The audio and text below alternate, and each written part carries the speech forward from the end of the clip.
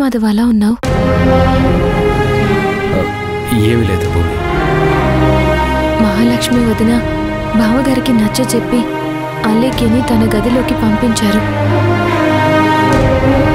ఇంట్లో వరకు మనం తీసుకురాగలిగాం, కానీ బావగారికి నచ్చ చెప్పి ఆయన గదిలోకి పంపించలేకపోయాం. కానీ వదిన మాట కాదనలేక రమ్మన్నారు. వదిన కూడా చనువు తీసుకుని దగ్గరుండి వెళ్ళమని చెప్పింది.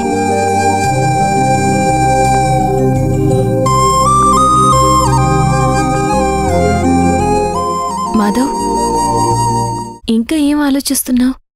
మంచిదే కదా. తను అలా బావగారిని కలవడం నీకు నచ్చట్లేదా? నచ్చకపోతే ఇంటి వరకు తీసుకురాను భూమి. కాకపోతే ఏంటంటే అన్నయ్యది చాలా సున్నితమైన మనస్తత్వం. ఏ చిన్న కష్టం వచ్చినా తట్టుకోలేడు. ఇంట్లో వాళ్ళకి తెలియకుండా తను ఎన్ని తప్పులు చేసిందో మనకి తెలుసు. ఇంత జరిగిన తర్వాత ఇప్పుడైనా తన మనసు మార్చుకుంటే పర్వాలేదు భూమి.